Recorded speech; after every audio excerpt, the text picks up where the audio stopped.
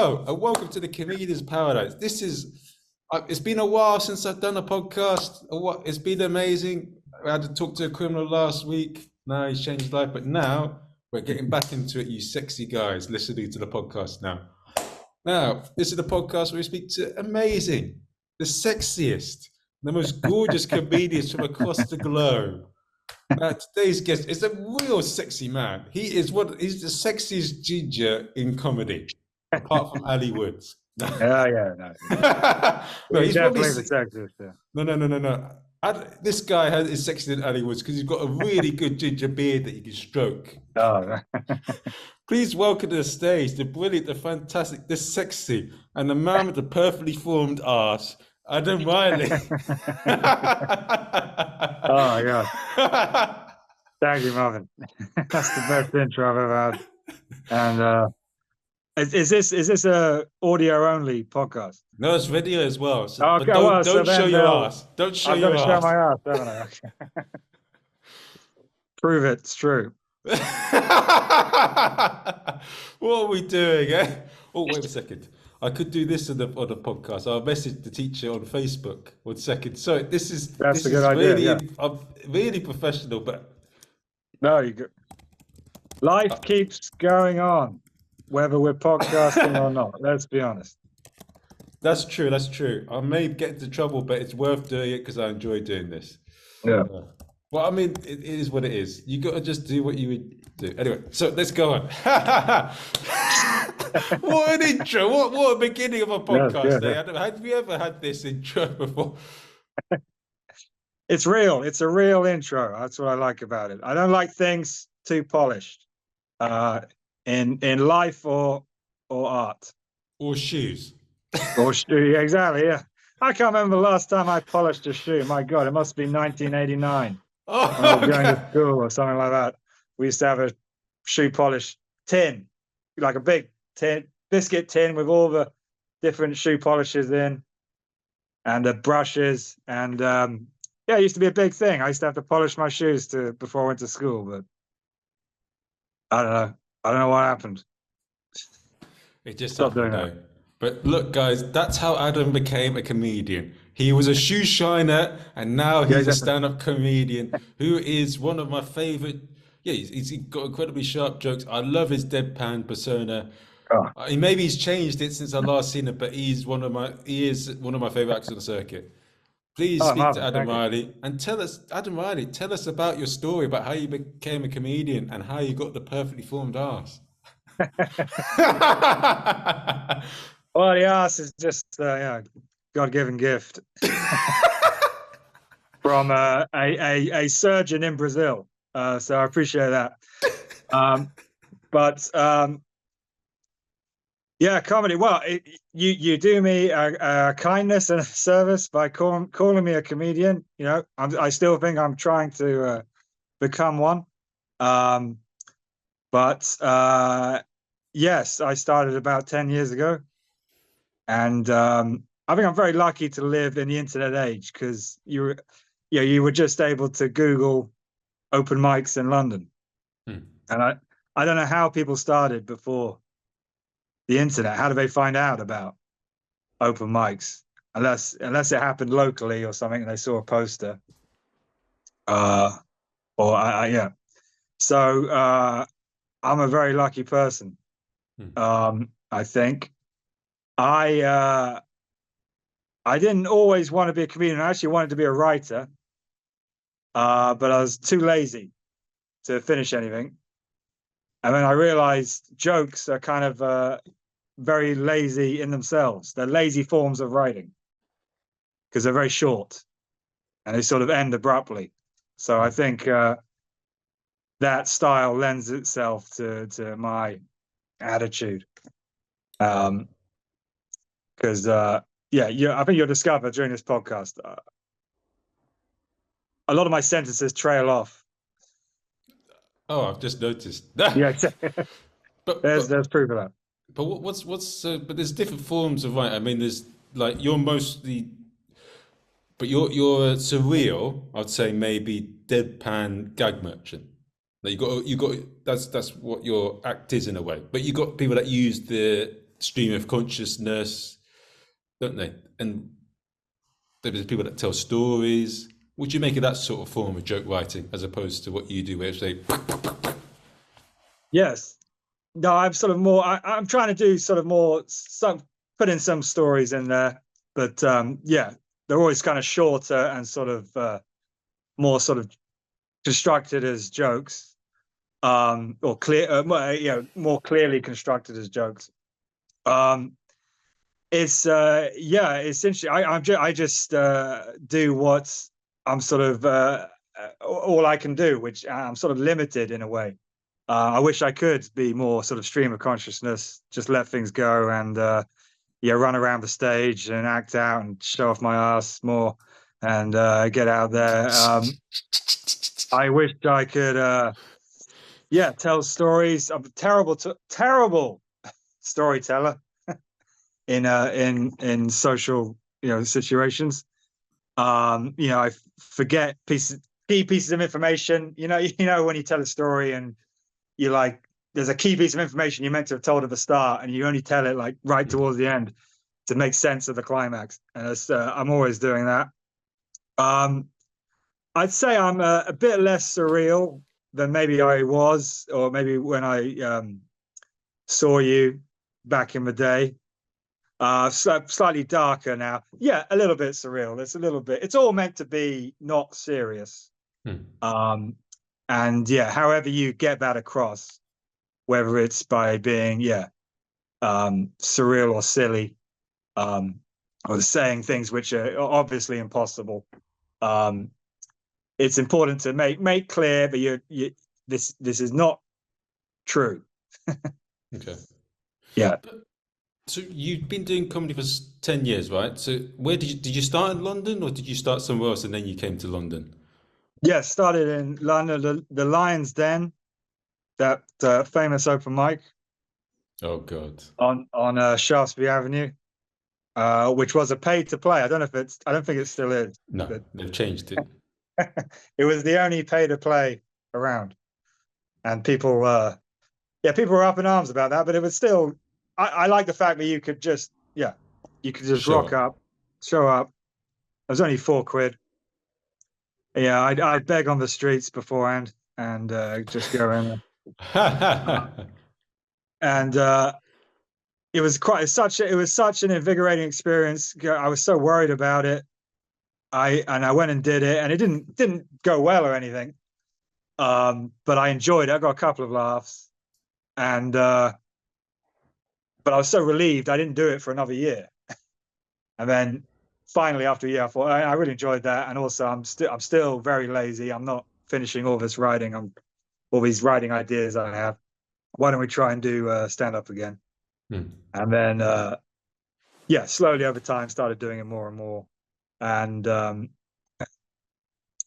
mainly in London at first, but then branching out. This all coincided as well with me learning to drive, so that helped me get out of London to do comedy as well, and possibly get better quicker because you get to mix with pro comics that have been going on for years, rather than just be in the.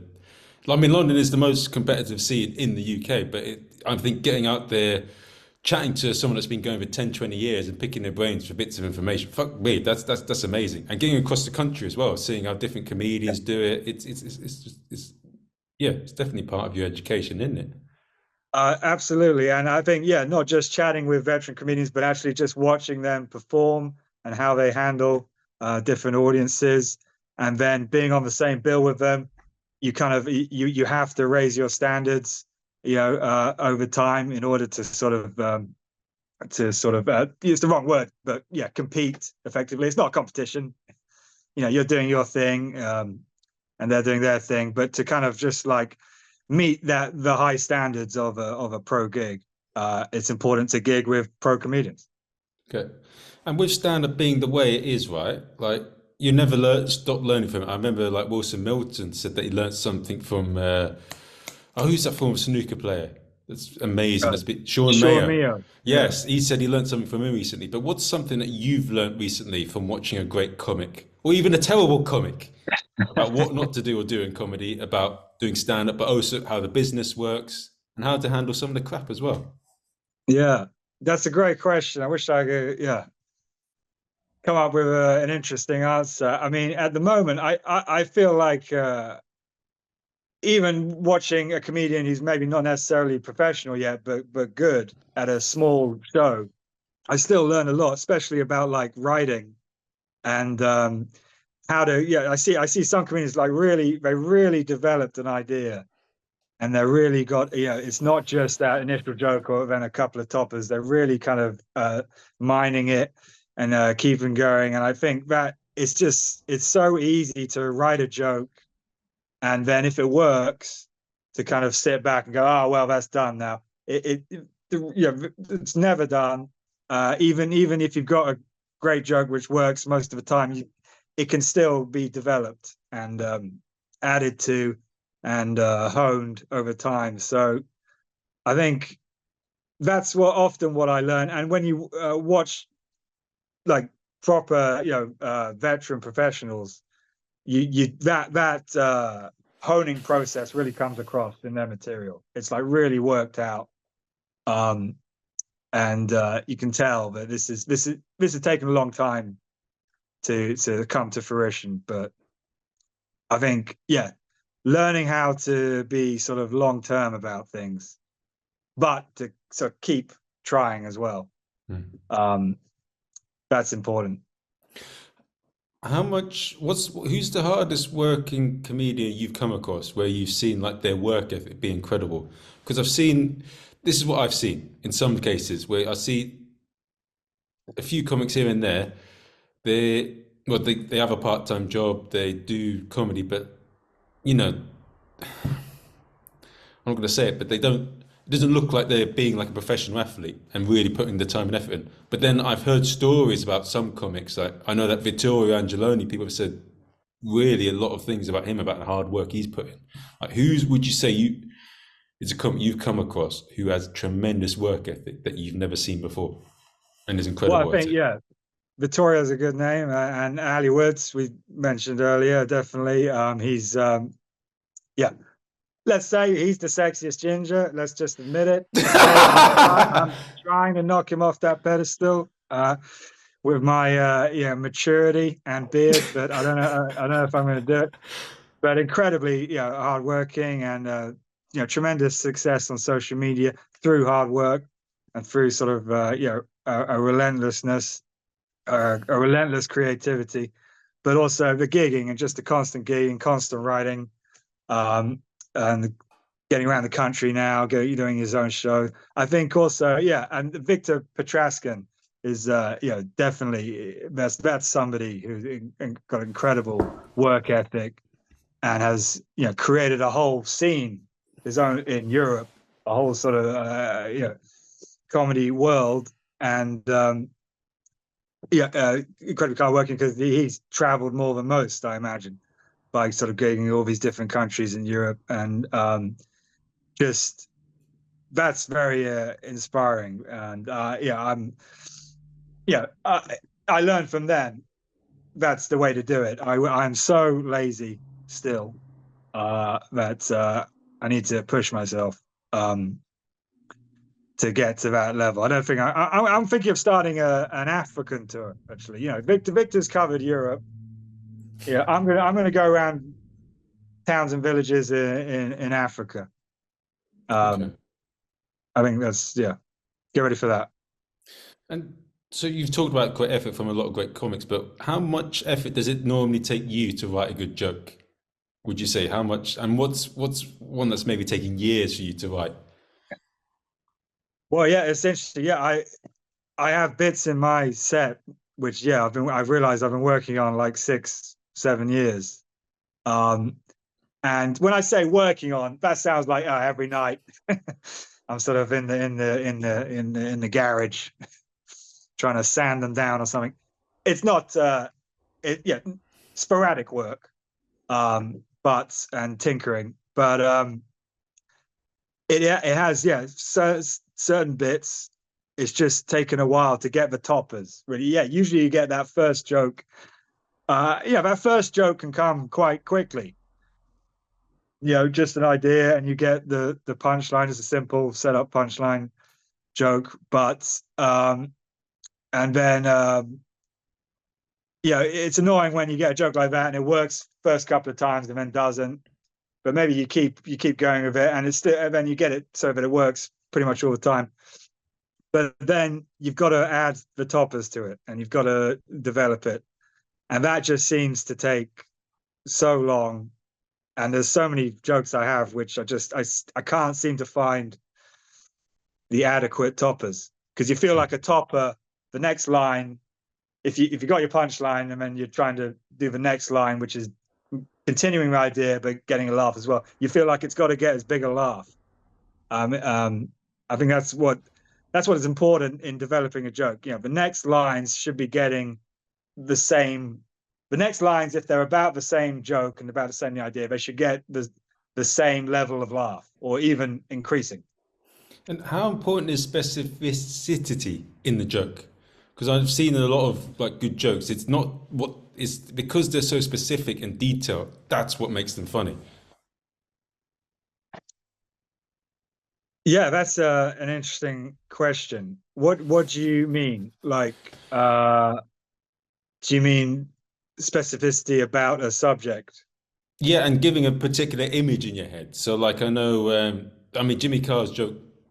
Well, I'm not. He's got a joke where he says, "Let me say why I look like this. My mum's Irish. No, sorry. My dad's Irish, and my mum is Roger Federer." And it works well because he looks like Roger Federer. And the specificity of that, if he just said a random old ugly Swiss bloke, then it wouldn't have worked. But because it's so specific, that's why it works.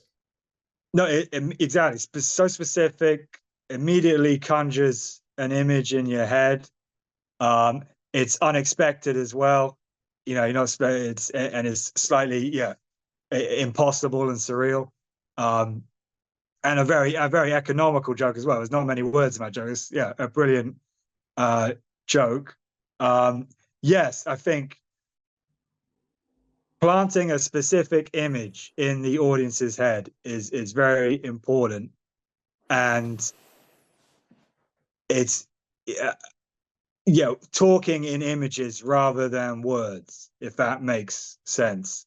Like, you're absolutely right to sort of say it wouldn't have worked if he just said an ugly or weird-faced Swiss guy.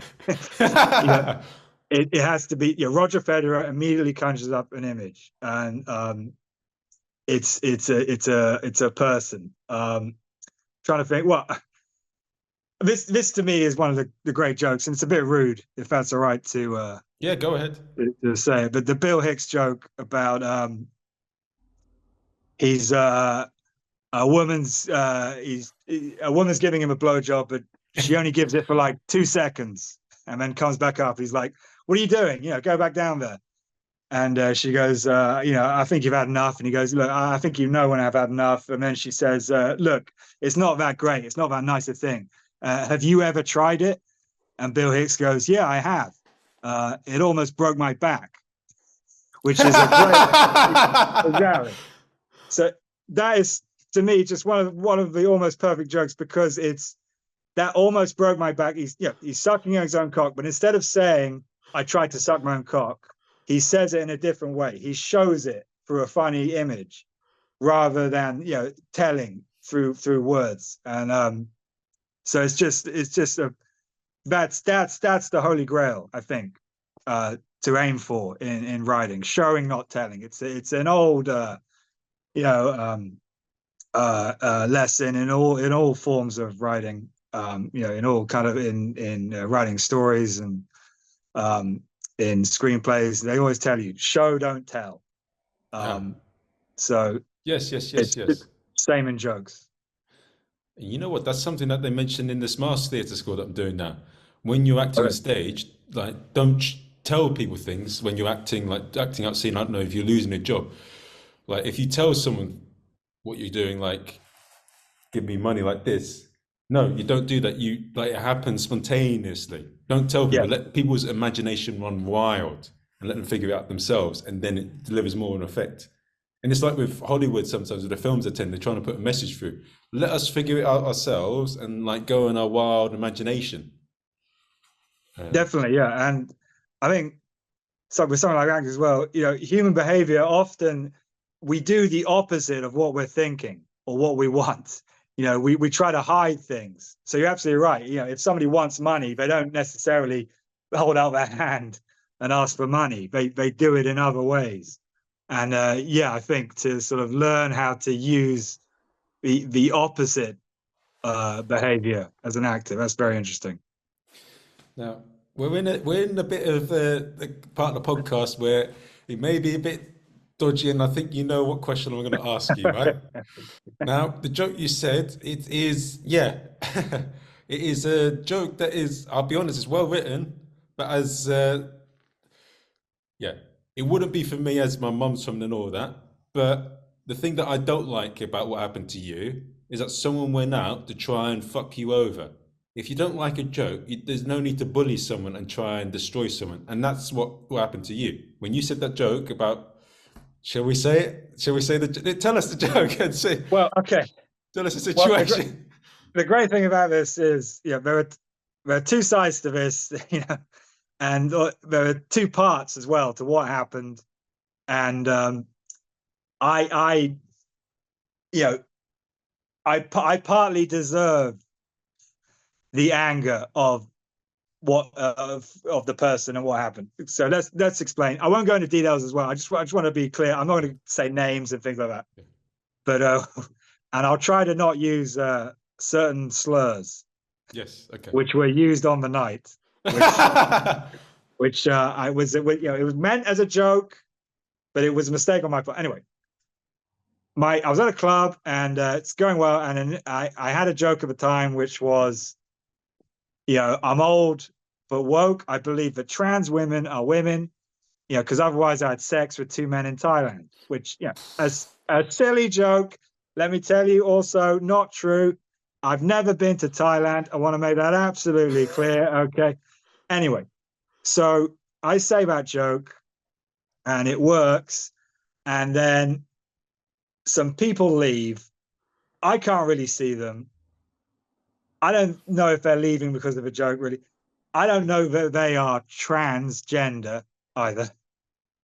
So in the heat of the moment, I can see that they've left, and in the heat of them, and everyone else can see, in the heat of a moment, I thought it'd be funny, you know, to say, "Oh, I see the T words are leaving." I won't say the word, but the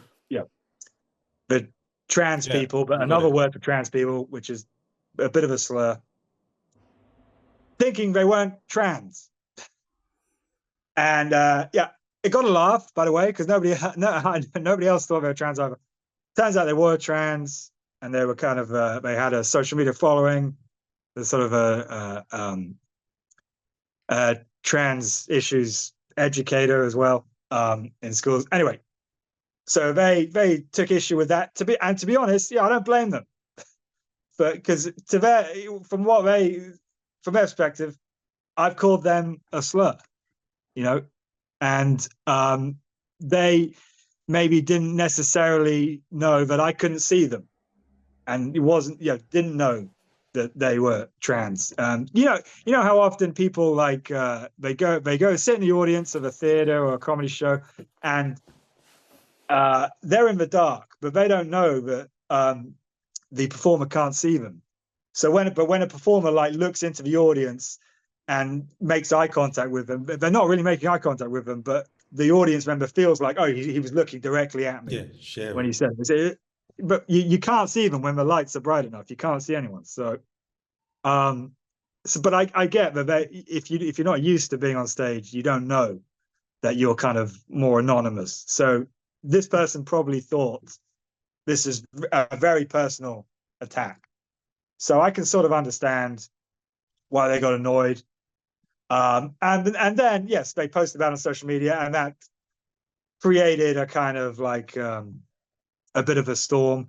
Not not a big storm or anything like that, because I'm not important, you know. And we can talk about being cancelled. I don't have a career to be cancelled, so I'm very lucky But yeah, I kind of avoided it. It was just like just a lot of comments for like 48 hours, but then they sort of died out. Um, uh, and some great direct messages, which I didn't read, but said things like, hey, Mr. Baldhead, and you look like a potato wedge. And my favorite, I hope you choke on a cock. So there's a good range of DMs, but I didn't read them because I think that's a good policy. If anybody, this was not a big scandal or anything. I wasn't, I don't really suffer. But if anyone ever, goes through something like this, my advice is don't read the comments, or don't read the DM, don't engage, because it's you might have to choke on a cock one day. Fucking but it was, but I mean, you were cancelled from a couple of comedy clubs, but lucky you're not a big name. But then you got back into it, and you're still gigging in a few places here and there. Exactly. Yes, it wasn't you. Not really cancelled from anywhere, and not a big name, so yeah, nobody cared. And but also, I probably had more people getting in touch supportively. So that was good. I think yes, because it was kind of like me doing something on stage to be quote unquote nearly cancelled. It probably made it better. When people do things off stage and get cancelled, that's probably then there's maybe no defense. At the very least, I was trying to do comedy. And like I said, maybe the joke was the initial joke was okay, but I made a mistake with the second part, even though it did get a laugh. That doesn't matter. But it in a sense, it was the right thing to say at the time. But still, it was also the wrong thing to say. So I'm very lucky that nobody cared, and I didn't really suffer because of it. Okay, and but you're in a good place now. Like you're back. Like it's not like you're basically back to the same place you were, and you're still gigging and No, going up, absolutely, yeah. So it's going up in the clubs and no issues, and I'm very I'm still that's why to be a bit more obscure is a good thing, actually, in some respects, because you have you have less to lose, and that's that can be helpful. Also, I feel like I personally I like to be anonymous because I think that helps my comedy or my style of comedy. But it's kind of just like an unexpected person going on stage. But of course, I would love riches and fame and success and sure, all the trappings of that. I'd love to be Russell Brand. Oh, for God! No! Joking. But no, there's a cautionary tale, in my opinion. I mean, about fame and everything like that. Unfortunately, he's now created his own world, which so many have now online, that he can never be cancelled in a way, and maybe that's the way things are going. Yeah, that's true. Now, even though we've heard so many things about him in the green rooms, but no, anyway.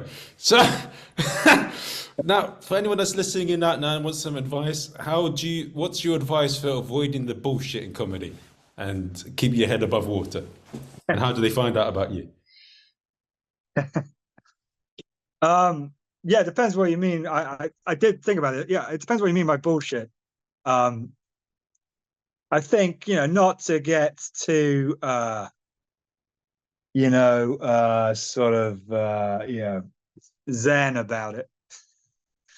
But there's an inner bullshit in comedy, which I think one has to kind of try to overcome.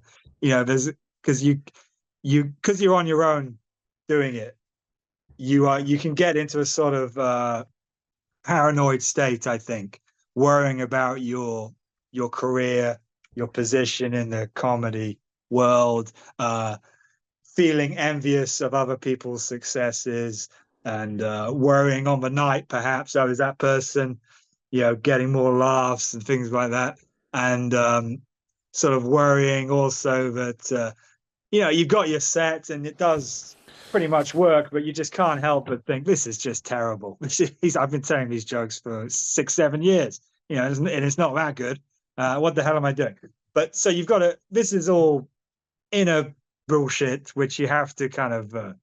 You really have to kind of shovel, pick up in a shovel and throw out of the stable, for Christ's sake, and use it as compost for the flowers of your jokes. That image doesn't work. Anyway, the point is, you've got to overcome the bullshit inside. I think that really is because I don't think anything's holding you back other than yourself, really. Okay.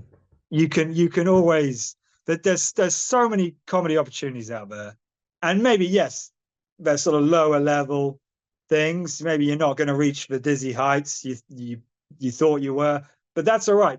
Comedy is for me anyway, it's so enjoyable at any level, really. As long as there's people in the room and the room is sort of set up, and they're all facing one way, and there's a decent sort of mic and amp and lighting, and there's a good atmosphere. You can have you can have a good show, and even without some of those things, you can still do comedy and get the laughs and work on jokes. And so I feel like you've got to sometimes it's a balance between being satisfied with what you got, but also you've got to push yourself as well you got to see where you can get to. So you've got to try for bigger and better things, but really just enjoy it. So if you're talking about inner bullshit, that to me is a very important thing. If you're talking about the outer world, there's a lot of sort of woke versus free speech sort of debate. That's another form of bullshit out there, maybe. Obviously, they're touching on serious issues, both sides, but there's a sense in which both sides maybe sometimes are a bit too serious.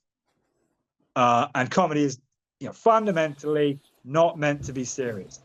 You're meant to be funny. It can talk about serious things, and you can learn from comedy. But I think for me, the great comedians, they always have a punchline at the end of any serious point they make, which undermines everything they just said.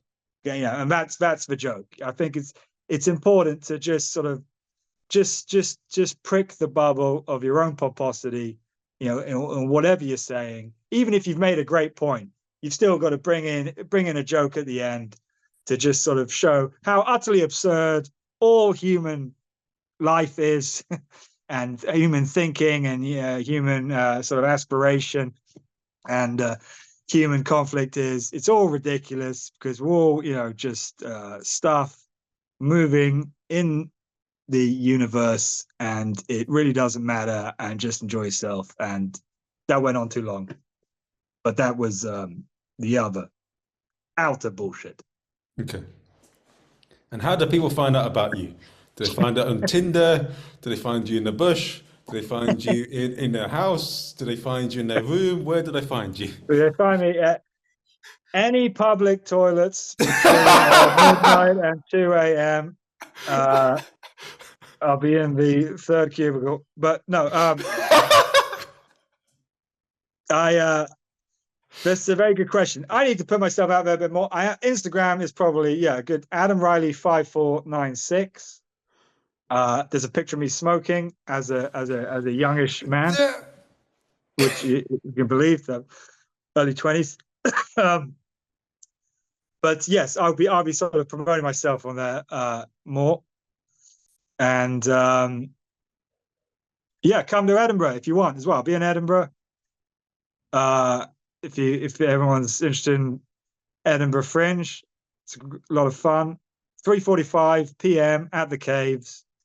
Late night comedy in the afternoon. Right. You know where to go, guys. Hope you've enjoyed him, and I'll see you guys at the next episode. Thank you very much, guys. Yeah. Ah. Thanks, bro.